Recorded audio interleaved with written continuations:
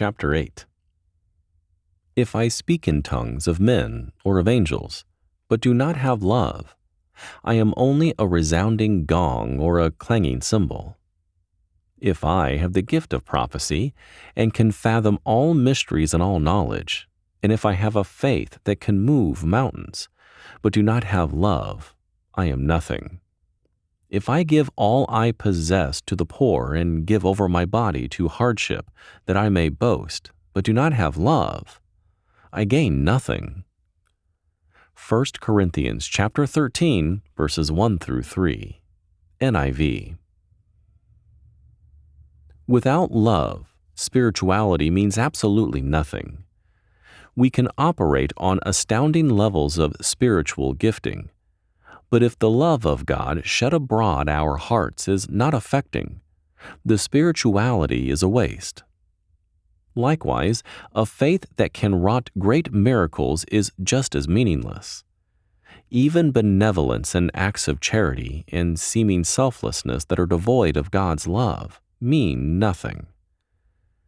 It makes one wonder, what exactly is this God's kind of love? Can God's love be lacking in acts of benevolence and seeming selflessness? One thing that's been made clear is God's love is giving. But this next scripture really defines what God's love is. And since God is love, His love is really the only and true definition of love. Love is patient. Love is kind. It does not envy. It does not boast. It is not proud. It does not dishonor others. It is not self-seeking. It is not easily angered. It keeps no record of wrongs. Love does not delight in evil, but rejoices with the truth. It always protects, always trusts, always hopes, always perseveres. Love never fails. 1 Corinthians chapter 13, verse 4 through 8, NIV. Since God is love, His love shed abroad our hearts has the same virtues that He has. Patience. Being able to endure annoyance, irritation, restlessness, discomfort, etc. It also means having a quiet perseverance. Kindness. Being good-natured and helpful. Does not envy. Even when we notice someone else's success or possessions, and we find ourselves lacking in such, love does not harbor any ill feeling. It wishes them well. It is not proud. Love does not harbor a superiority complex or feeling of being more important or elevated than others. Does not dishonor others. Love is polite and courteous. It takes the emotions and well-being of others into consideration. It is not self-seeking. Love does not look out for self only. It is not easily angered. Even when provoked, love is not volatile and ready to explode. It is even-tempered. It keeps no record of wrongs.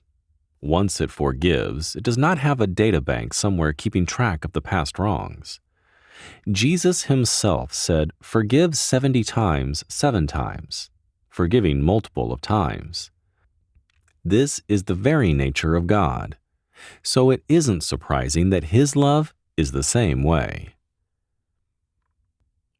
Does not delight in evil, but rejoices in the truth. God's love abhors evil. It cannot thrive in evil, because that contradicts its nature. And it delights in the truth, regardless if the truth is not convenient or if it is actually hurts.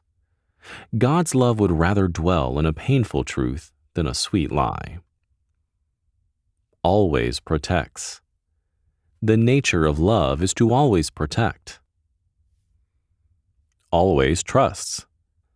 This love is always looking out for the best in a person. It focuses on the goodness in people and not the flaws or brokenness. always hopes.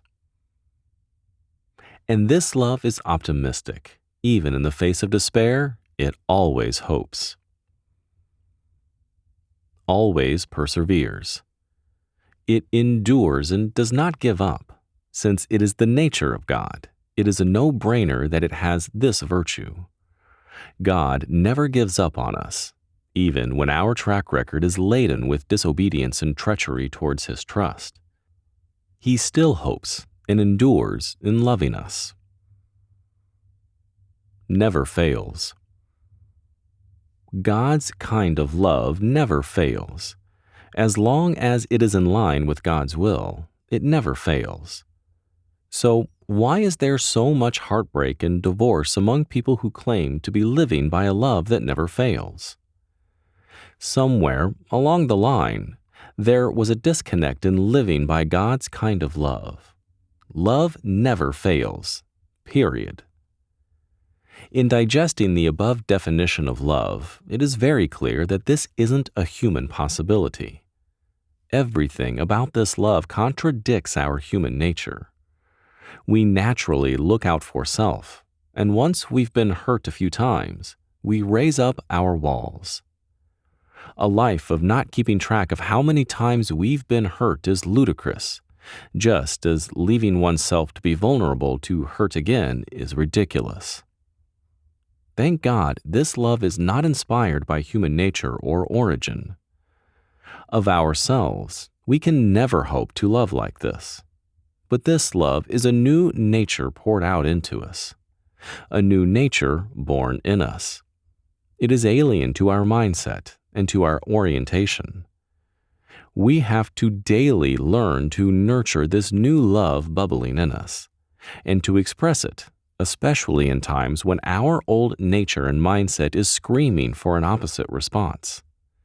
And that is the duality, the wrestle we Christians live with while on the face of this earth.